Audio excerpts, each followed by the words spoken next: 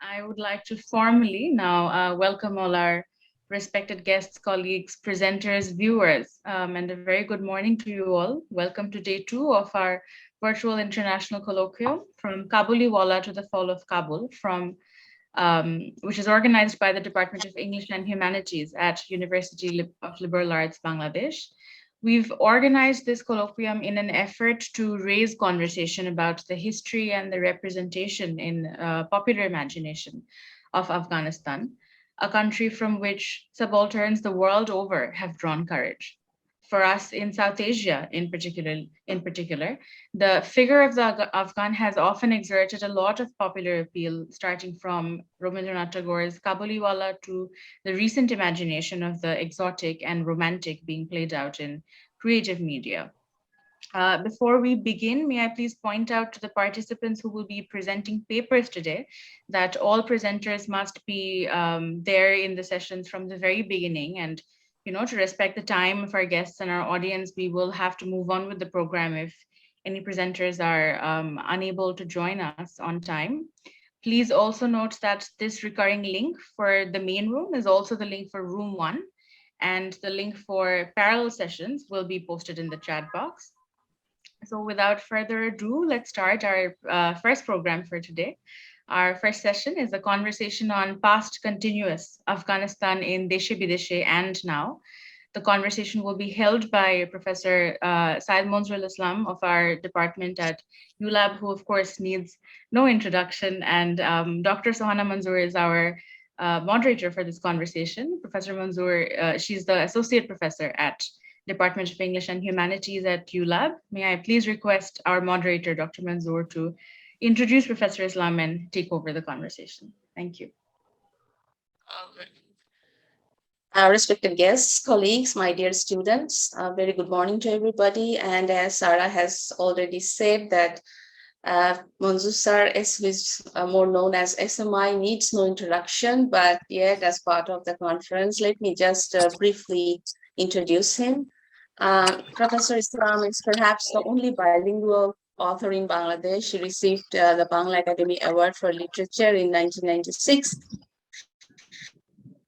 and the Ekushe Padak in 2018 for his contributions to Bangla literature. His short story collection, Prem O Prarthonar Golpo, won the Prothom Alo Book of the Year Award in 2005. Dr. Islam is a professor of English. He retired from the University of Dhaka. He is currently a professor at the Department of English and Humanities, University of Liberal Arts, Bangladesh. So the focus of today's session is this first session of the day is Syed Mustafa Ali, author, journalist, travel enthusiast, academic scholar, linguist. His experience in Afghanistan, where he lived and taught between 1927 to 29. Um, his Deshe Bideshe, which was published years later in 1948, was the direct result of his experience among the Afghans. So, sir, for today, I have been reading Deshe Bideshe very recently, and I remember from my own reading from the past, I mean, I was looking at more at the humorous depiction of the events, people, landscape, the fun stuff. But now a close reading of Deshe Bideshe after all these years, I also realized that there are these startling similarities between Kabul at present under the Taliban's and the Kabul during 1927 to 29, when Syed Mustafa Ali visited Afghanistan. There was this chaotic scene of politics, unyielding patriarchy, there's tribalism, the dominance of the clergy, and the backwardness of ordinary Afghans. It was almost a century ago, and yet the similarities are to me, they seemed uncanny. Can you, sir, comment on that? Sir, you need to unmute yourself. Yeah, the host muted me for some reason. Okay. So, yes, the problems and conditions Ali describes in Deshe Bideshe, remember, with a mixture of unease, resignation, and also irony, unfortunately still persist.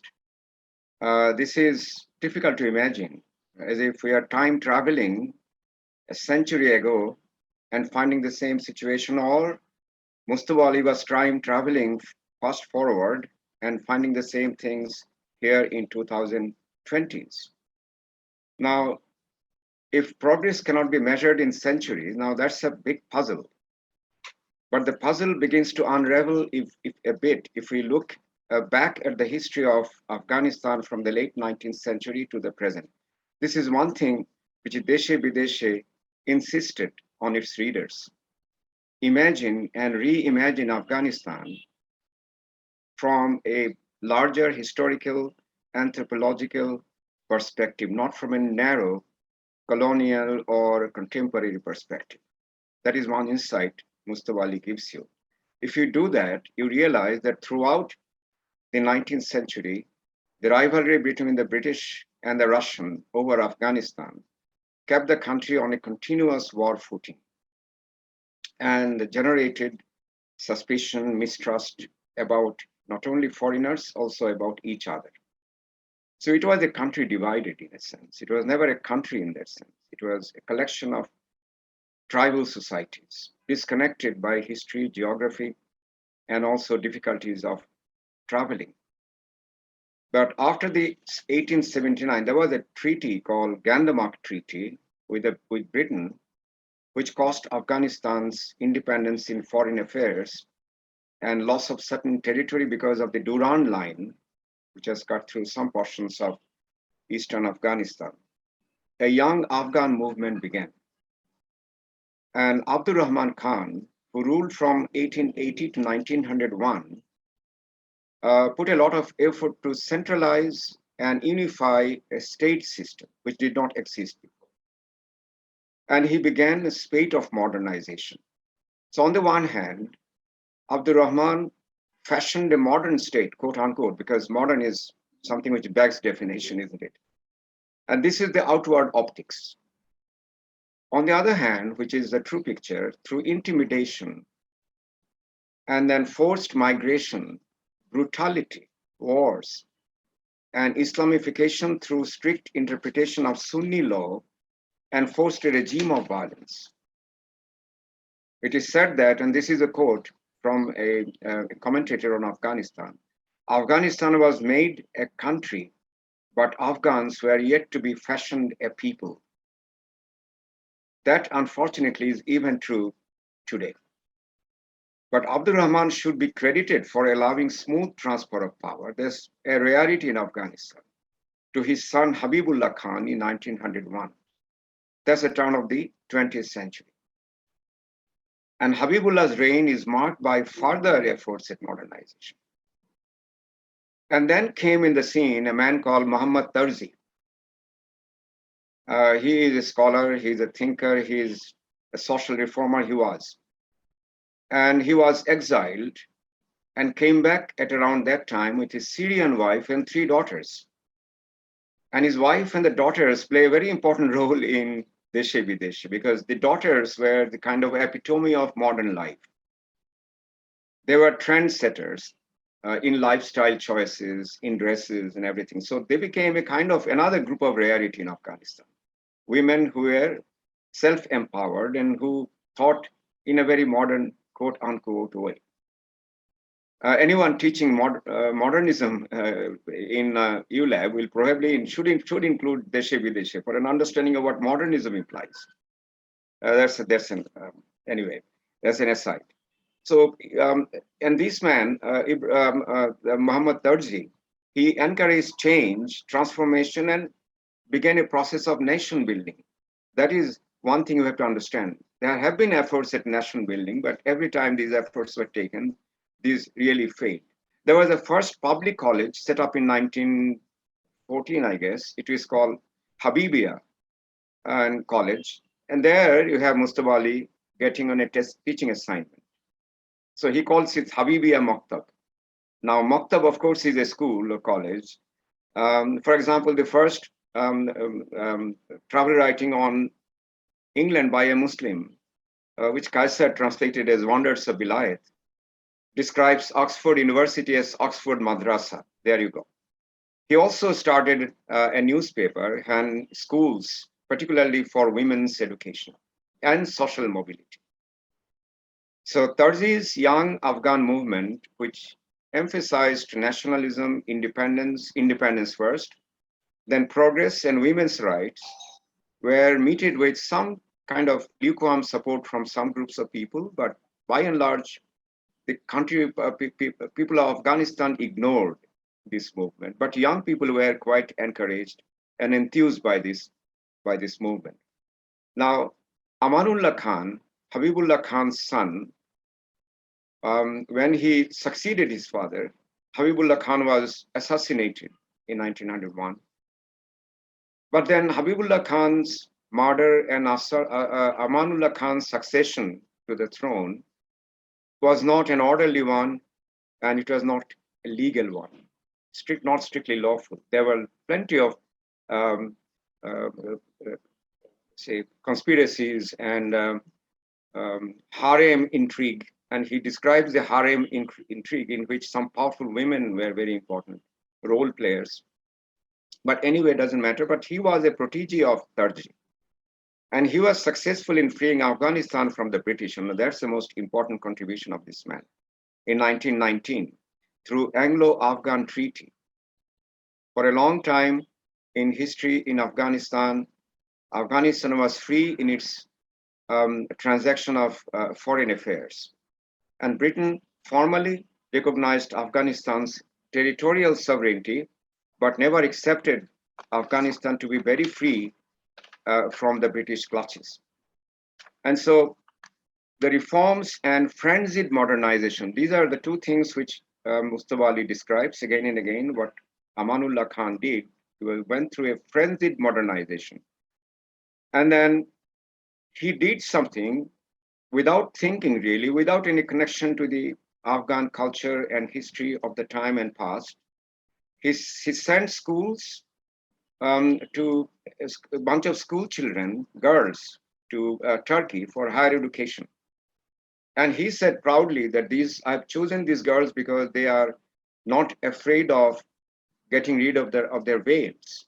So he believed that these girls were free, and there should be an example to the rest of the Afghan society, and particularly the women. He discouraged women wearing veil. He forced men to discard traditional dress and wear Western dress, which gave Mustafa Ali plenty of weapon to attack the kind of shabby dresses men wore. Deresi, he calls them again and again. Deresi is a Western dress. That's, of course. And then he strengthened the Air Force with Soviet help. And that is something which did not sit very kindly with the clergy, that is the religious conservatives, and the tribal leaders, and some members of his own court. So he faced difficulties from three quarters. And then he was ousted. But then he did not give them the chance. He just fled to Jalalabad, leaving the country to his brother, who basically had the claim to the throne. But the brother had to abdicate at the same time because a brigand named Bachaye Sakau, the son of a water carrier, he was a brigand, and he became the king of Afghanistan for a while. And then everything turned back. Everything. Mustafa Ali describes the time, especially the role the religious conservatives played at the time. They were, and this is a quote, they were anti-modern and obstacles to progress. This is his kind of sadness about the tragic state of Afghanistan. They were steeped in the past. This is Mustafa Ali saying, the conservatives, he calls them mullahs. They were steeped in the past, but not the past where one learned how society struggled and developed, not the past in which society struggled and developed. Their past was confined within the dark walls of the rigid interpretation of religious dogma and blind faith. Now, if you look at Afghanistan, that's a deja vu, isn't it? That's exactly what the Taliban has sent the country into. The dark past, which is based on a strict interpretation, not a humanistic interpretation of the religious dogma and blind faith. That's the problem that I have found in this case. And now, The one particular thing that strikes me is how in 1920s, Afghanistan at least made an effort to modernization on the strength of their own young minds who formed a kind of a critical mass. They were ready for change, but Afghanistan was never let free by the foreign powers. So there were conspiracies. I'm using the word conspiracy because that is exactly what people in Afghanistan have experienced over centuries. Their independence had not been recognized by certain groups who had all kinds of interests in Afghanistan. And Amanullah Khan started the reform process, but if he started from the grassroots, that would have been really fruitful. And the same thing happened during the 20-year rule in Afghanistan. Hamid Karzai and then Afghani, who were presidents with the help of the Americans and their allies, they went through a spate of modernization, but you can see it's remained confined to a narrow slice of population, never spread throughout the country itself. So instead of building from the base, they started building at the top. It's a wrong approach. It's a pyramidal approach in which the top becomes favored and not the base. The result is, in fact, very tragic. That's the reason why, as far as I understand from reading of Afghan history and also Mustafa Ali's book, that's the reason why Afghanistan today is exactly the same as Afghanistan when he went there so many years ago. That's why I said progress is not measured in Afghanistan even through centuries. Yeah. Yes, it is really, really fascinating. Like you said, that it's like deja vu. Um, and also there's this other thing that I would say that I think anybody reading Deshe Bideshe would also notice that the people of Afghanistan, like their division, the tribal division and with everything, there's also like the women are not visible at all, and even in, I mean, in Mustafa Ali's time. And another thing that is also very interesting is that Adda and guest start entertainment seems to be an integral part of Afghan culture. And in spite of this, like people are kind of resting, talking, identifying, but there's also an undercurrent of tension about foreign occupation, like the one you mentioned, that there was presence of Russia, presence of England, and like people were not ready to acknowledge Afghanistan. So why is it that, but and at the same time, there has been no foreign invaders that were actually able to gain a strong foothold in Afghanistan in spite of all that foreign invasion, and that generate popular support. I mean, the ordinary people, they were never for the foreign invasion. There were always criticism against that. Yeah, it's true that Afghan society, Afghans, are very hospitable and warm towards guests, even those from overseas. Mustafa Ali, for example, was almost adored and protected by his houseboy or the servant or valet, whatever you call him, Abdur Rahman, who was from Panjshir. He was a Tajik. And the relationship is so warm and so friendly and almost an ideal relationship you can imagine. He was kind of a fawning over Mustafa Ali all the time and not even allowing anyone to come near him. That's an attitude that is shown to people the Afghans can trust. But the problem is, whenever you have an invader by definition is somebody who invades your privacy, not simply the privacy of your public private life, but also your national life. Every country has a right to live within the privacy of its own country. There will be, of course, communication with the world, but on its own terms. Afghans could never set their own terms. Whenever invaders came, they imposed their own terms. That's the reason why they're made to be, people who cannot be trusted. And another aspect, if you remember, if colonization happened in India, and then 1835, Macaulay came, Babington Macaulay, he came and he gave a minute on Indian education. And he openly and proudly suggested that his mission was to create a class of people who would be only Indians in blood and color, but in everything else, in their taste, in their intellect, education, everything British. So that's the ultimate hybrid class, isn't it? The brown sahibs. And they came from the villages also. I mean, not only from the elite society, but wherever English medium schools were set in India, the brown sahibs were produced in great numbers. Afghanistan had no brown sahibs, or whatever their skin complexion is. Very fair sahibs, you can say. So Afghanistan resisted the kind of intrusion into their private setups. They protected their families, they protected their tribes and clans, and they were very happy to use their guns. Remember, at one point, Mustafa Ali suggests that Afghans have three industries: guns, bullets, and warm clothing, winter clothing. Now, if you have a gun, you are somebody, you are a man. Remember when Bacha Sakao came and invaded Kabul?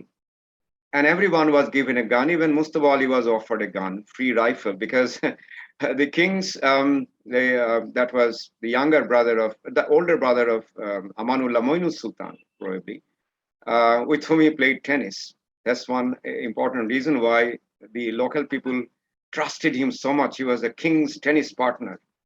Um, and then he was even offered a rifle because the person came to distribute rifle and quickly melt away.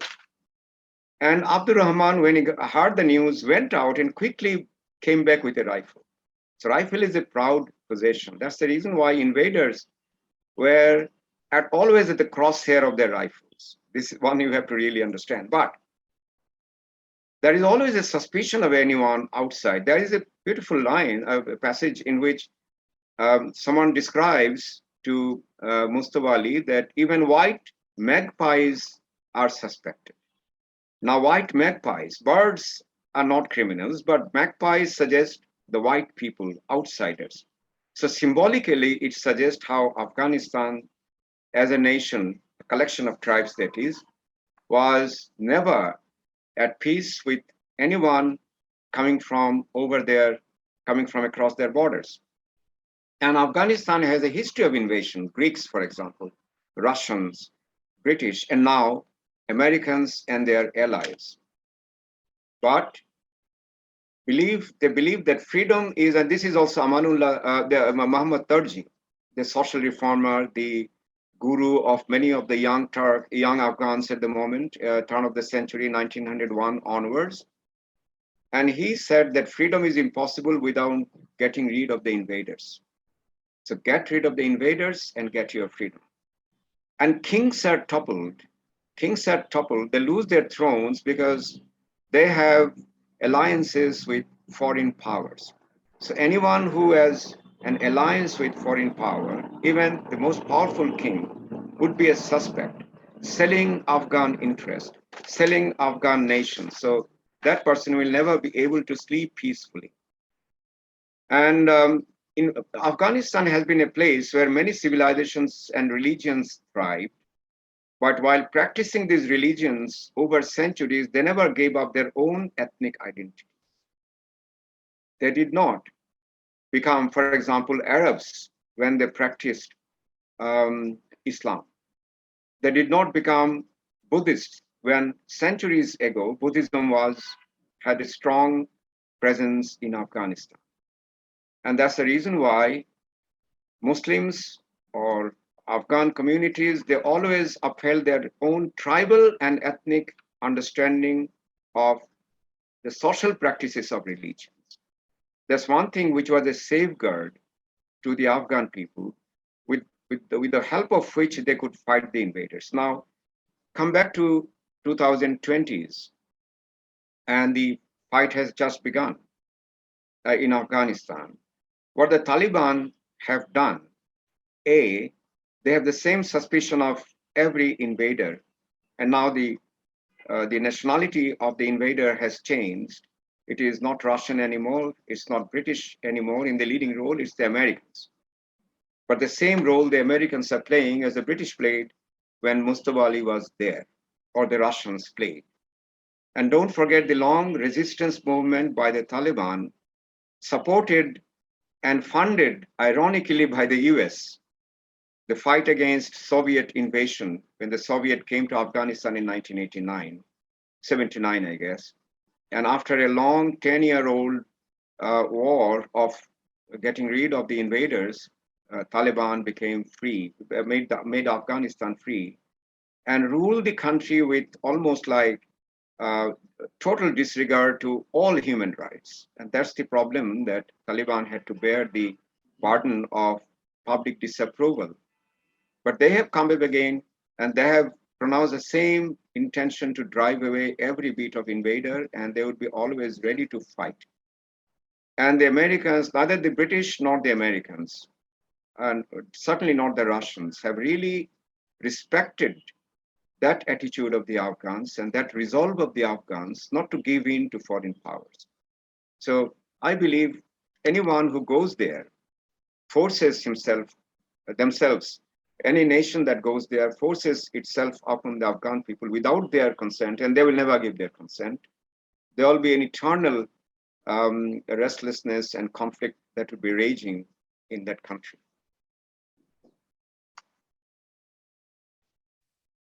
Thank you, Yes. sir. Um, Sir, I was also wondering, since you talked about not about Afghans not giving into foreign powers, and also, they never gave up their, own ethnic and cultural identity.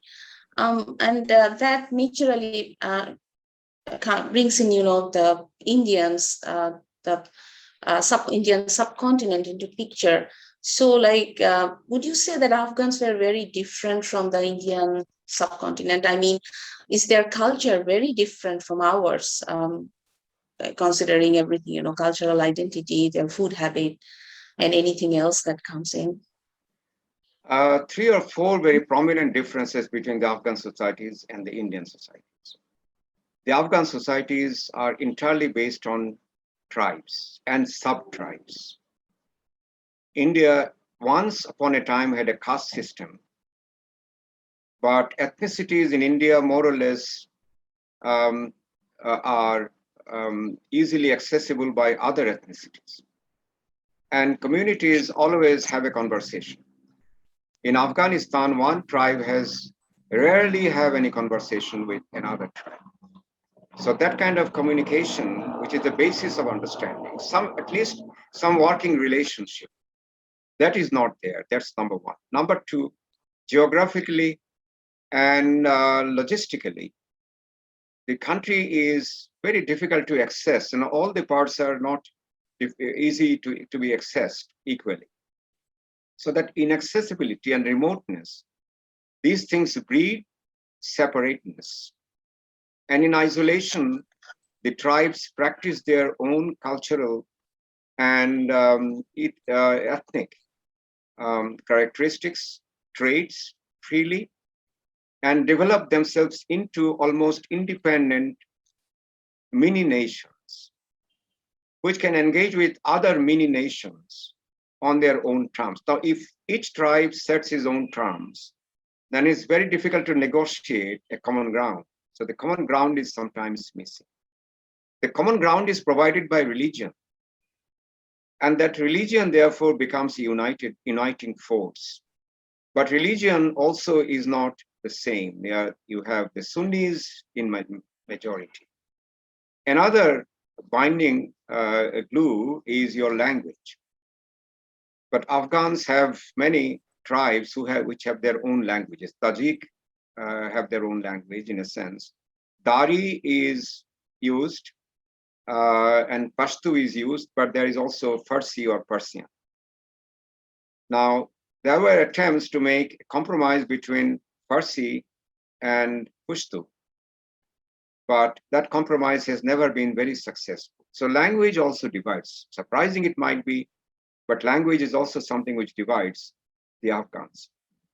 A third factor, of course, is Afghans distrust and are suspicious of any centralized role and a centralized rule.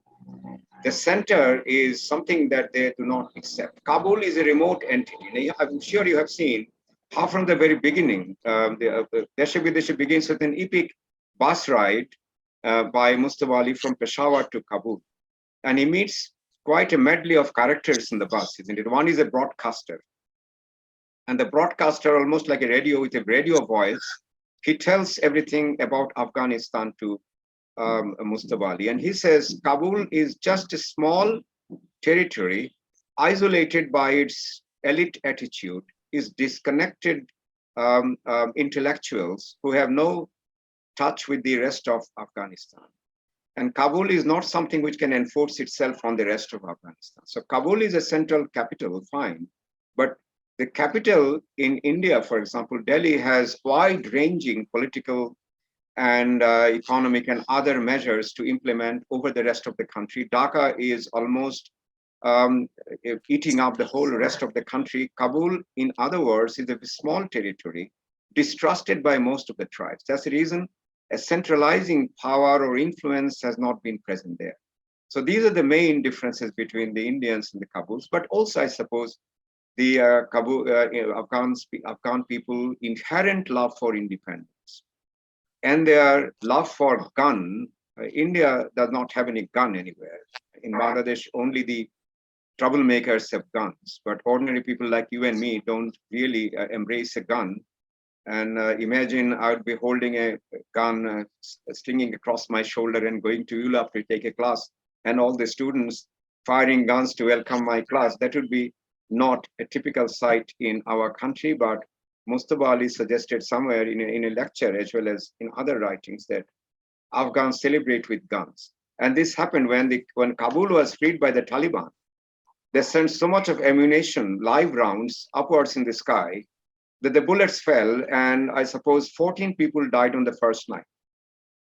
That's the kind of gun-loving nation which can protect itself and then keep others away. So the whole idea is keep away from my territory, don't transgress, otherwise I'll shoot you down. That kind of threatening attitude isolates people from one another. I hope that they will come out of the isolation, because without the isolation, no measure of reform can be successful. The grassroots, if it remains so much different from the other regions of society, then progress cannot filter down. Somehow, sir, that also kind of reminds me of I mean, it's not really connected to our topic, but, their love for gun also kind of, reminds me of the Republican, the American love for gun too. They also kind of like, talk about like carrying the gun freely. There has been a lot of discussion on that. Okay, so I would like to ask a few things about Deshe Bideshe itself, because that book, like I said, that is really interesting, and there are lots of things that kind of had over the years like touched our imagination, the way we envision those experiences as recorded by Syed Manzoorul. I mean, it was his first collection of published essays, and probably this is one of the most famous. And I mean, like, it has been a long time. It has been almost a century ago, but still this book is being translated. Like in 2015, a new translation was made, and it has been like widely, it got wide approval and, praise. So I was wondering, like, what would you say that the most notable features of this collection that attracted readers, not just during his time, even now we are so interested. Yeah, well, Deshe Bideshe is a travel narrative, is not a collection of essays, although Yes, travel it is narrative. full of insights into individuals, human nature, society, tribes, and customs, which look like a collection of essayistic tendencies from a writer. Not really, but it's a It is a travel fabulously narrative. written, Yes. fantastically narrated narrative, not simply of travel, but his stay in Afghanistan for 1.5 years. And that's a surprising book, really. And one of the the best translation of it into English, has been done by Najesh Afroz. and is as remarkable, I should say, is quite close to the original text. I don't know how this person did that, but as I read the translation, I was so overwhelmed by the strength of this translation, which gave me a feeling that I was almost reading something that Mustafa Ali had written himself in his own inimitable English. He was a master of 12 languages, remember, Mustafa Ali, and 13 if you count Sylheti as a language. So that puts me in the same league with him. So that's my pride association with this great man, the great writer. Well, the notable features, let me bullet. We are used to making bullets out of our long observations because I see the clock is moving fast. There is a Yes. profound understanding of human nature. That's one thing which is so notable. Profound understanding of human nature, even some other people from a different culture. He has only seen Kabuliwalas in Calcutta, but they're a very different sort in Calcutta. But in their own natural habitat, in their own surroundings, these people are very different. I could imagine those people. So he has a terrific sense of imagination with which he understood human nature. There is a profound sense of place and a very profound sense of history, as if he is a student of history and anthropology and ethnography. These things are naturally his inheritances, I guess. And also, he was at the time very young, 23-year-old only, but he had imbibed by Tagore's ideals of education, internationalism, for example, humanism, for example. So he saw Afghanistan through these two lenses, humanism and internationalism, and came to his own conclusions.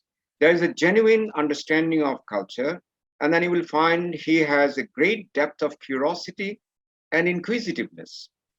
Even when his life was in danger, he just went out to find out not simply what was happening, but who were involved in the whole process. And in the process, he could understand the changes that were going on in this country. And then amazing friendship between Ali and Abdul Rahman. This could be almost a separate part of the whole book, isn't it? And then the lively, abiding, and unforgettable portrait of the man, this Abdul Rahman. And then his wit, humor, and irony. These are trademark characteristics of this book. His ability to take us to the truth of the matter through veils of exaggeration and overstatement. Then his elegant, inimitable prose, which breathes life in every page. And then the remarkable way he combines laughter, incredulity, and pathos. I don't know how he did that. You laugh and cry at the same time reading his book. How many writers can make you do that? And his extraordinary ability to paint landscape and make it almost a palpable presence, as if you are traveling with him. I always say, if you are making a travel writing a travel narrative, you must take along the readers. That intimacy has to be developed, and he does that all the time. Sir, as you said, the clock is ticking, even though I had Yeah. quite a few questions, but I think there are also questions coming up. So I would just ask one last question, and I think that might also cover a little bit of what somebody from the audience has asked. Syed Mustafa Ali, of course, he was a creative genius, and his way of looking at life was authentic, and he created trends and styles of his own. And he also made Afghanistan and Kabul interesting for his audience. And more than 70 years have passed since the first publication of Deshe Bideshe. And we are still looking at it, and as you mentioned, touched on some of the reasons. You are a creative writer too, sir, from a different time. And my question is, like, how would you look at Afghanistan today? I look at Afghanistan with a mixture of pain, sadness, and hope. And this is not very far removed from what Mustafa Ali felt when he first went to Afghanistan. He was amazed by the liveliness of the people, their élan vital, the life force which animated them. But he was pained by their reluctance to get education or get their women educated. He tried his best to give some education to people, but he regretted the fact that women were completely left out. It is a country which has been used cruelly as a battlefield, as a colonial or trading outpost, as a laboratory by many, many other nations, but never on its own terms. That's the tragedy. It has remained essentially tribal in spite of many attempts at transformation and nationalism. But during 2001 and 2021, at least girls and boys started education again. They got educated, began careers. I was quite surprised to hear there were 200 women judges in Afghanistan, made during these 220 years only. Imagine their uh, their ability to become somebody completely different from what Afghanistan has made them into. That awareness of the women, their drive and their understanding of their own empowerment, this is what was so remarkable, and that is the basis of hope. Now they are preparing slowly, ever so slowly, for the task of nation building. Afghanistan still remains to be a nation with a strong foundation of universal free primary education, which is based on science, along with traditional education, of course. There is always a mixture of these in many countries. And their discoveries of themselves to bring changes within their own societies. For example, ICT is something that Afghan people, Afghan boys and girls very quickly adopted to. Western sports, look at the Afghan cricket team. That's almost setting a standard of how to play cricket in all formats of the game. And imagine the country where there is no stadium for women to play, and they have a women's football team as well. So people are ready, but the system is not ready to nurture the people. Young minds are getting wasted. I don't know what will happen, what remains to be seen in the next years to come. But I do hope as a teacher that education begins, because that's where transformation lies. Isolation is broken because isolation is not something which nurtures people and gives them a sense of a feel of the international, let alone international, the regional world around them. There should be interconnectedness among the people of Afghanistan and between the people of Afghanistan and other countries. The effort began, but what I distrust is any foreign invasion once again. When I first read Deshe, Bideshe, I realized the history of this country is not so simple to elaborate. It's not so simple. You have to have a grassroots view of history of Afghanistan, and Mustafa Ali had that. And he has a long chapter. Chapter 14 is very important in the book. If you read this chapter very well, you realize he has hopes. And I borrow hope from him. And today I add my hope of a new Afghanistan to rise from the old Afghanistan, which will respect its values and traditions and customs definitely, but will also welcome the outside world, particularly the world of knowledge, world of science and technology. If they can combine these, the people are very heroic, the strong fighters they are. And if they transfer their love for guns to love for books, I believe Afghanistan would be unbeatable. As a cricket team is unbeatable, I do believe.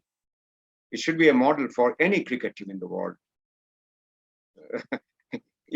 I'm not talking of Bangladesh cricket team. It doesn't learn anything from any other country's cricket. It still persists in its own brand of Mufassal cricket. But look at Afghanistan. So I feel hope. And let me end with a story. I once met a gentleman. He is a poet. He also wrote the Afghan national anthem, which the Taliban has probably banned. And when he wrote this national anthem, I asked him, what was your feeling when you were composing that? He said, I composed the song for the young people because Afghanistan is a very ancient nation, but it has to rediscover the strength of the youth. And youth love to dream and be hopeful about themselves. and the youth like to connect. So that national anthem of Afghanistan he composed with a message of hope for the future, as well as a word of satisfaction about its tradition and history. So let's combine these and hope for Afghanistan, and let's say that it's a passing phase of history, what we're witnessing today, and the future will bring more changes, fundamental ones, and this country would be really a great country to watch. Thank you so much, sir.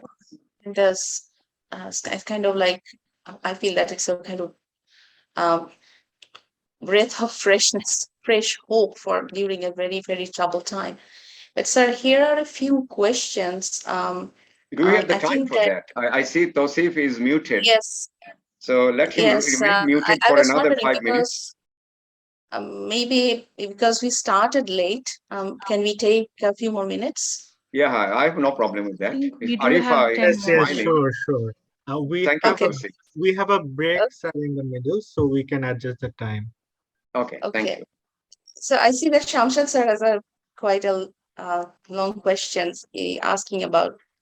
Can you comment on the Shantiniketan student Syed Mustafa Ali's take on Tagore's configuration of Kabuliwala, particularly with reference to the following anecdote? Shardarji asked, "Why did you say Kabuliwala? The inhabitants of the city should be called either Kabuli or Kabulwala. So why this business of Kabuliwala?" I was Yeah, caught that's off a guard. typical Bengali transformation, isn't it? Whenever we see somebody, for example, we say I am a Sileti. So Kabuli, Sileti, Noakhalian, we make these individual definitions of people who come from different parts of the country. It's a mixture of appreciation, also a bit of suspicion, maybe. Suspicion lingers for a while, and then when you know the person, the suspicion melts into admiration as well. So that is not a bad thing to do, although Kabuliwala is not grammatically maybe correct. It's Kabulwala or Kabuli. But Rabindranath Tagore was no stickler to grammar when it came to human emotions and feelings. That Kabuliwala is such an endearing, such a tragic character, isn't it? And he blended very well with what Tagore understood as human nature. He wanted to show that whether somebody from Kabul or somebody who is a kind of middle class, established Hindu gentleman, there is no difference essentially between their human qualities. So the Kabuli was as welcome as anyone else, and particularly he was an auspicious a guest who blessed his daughter. And the two daughters are the connecting links, isn't it? So I believe at the time, the popular description of Kabulis were Kabuliwala. Wala is our way of describing a profession, like Rikshawala and Bhistiwala and all that. So Kabuliwala was carrying out a Kabuli profession. And people had seen only the Kabulis vending these things, akhroot and all these, and warm carpets to different groups of people. So Wala also refers to the profession of the Kabulis, which is essentially vending household goods. And they were welcome in each house because they brought variety, which the Bengali women particularly could not go and buy in the market. So the Kabuliwala becomes an entertaining description of a group of people coming over the horizon, but bringing with them a profession as well as humanity, a distant reminder that we all belong to the same humanity. And Rabindranath was always welcoming of the greater humanity. Remember one of his poems, Bharat Tirtho, Shok, Hundal, Pathan, Mughal, Ek Dehe Hololin, is a melting pot. So Calcutta itself was a melting pot for him. Shantiniketan was the ultimate melting pot. And Mustafa Ali has been forged in the smithy of Shantiniketan, where he understood the value of melting into a greater segment of humanity. And the Kabuli in Rabindranath Tagore's Kabuliwala reminds you of the great melting pot syndrome. He comes to Calcutta, imbibes some of the Calcutta cultures, but keeps his own culture intact. So I suppose Rabindranath Tagore's shows you a strange chemistry which changes place into a different place, a person into different place. You just shift the coordinates of place and time, and everything shifts, everything changes. And that's what he was doing. I think.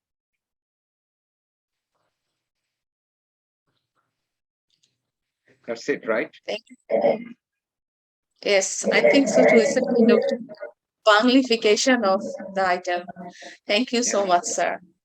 you are So I most think our welcome. time is up. Yeah, because I can Uh, see Fakhrul sitting on his perch.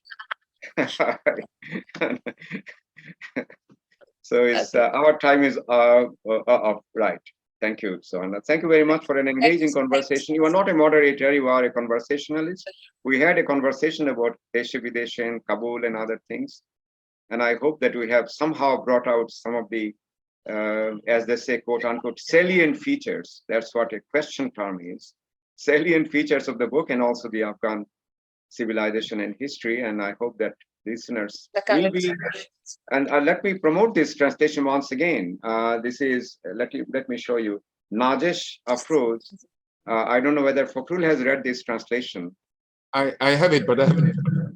Oh, do read, Fakhrul. You will be discovering almost like a Mustafa Ali, that kind of wide ranging imagination this man has. And his translation is so accurate, We'll read it. so authentic, sorry. Yeah. So Thank you I'll so just much. mute myself now and make myself invisible. Thank you. Thank you so much, sir. Thank you, Professor Syed Manzoorul Islam. Thank you, Dr. Sohana Manzoor, for a very engaging conversation.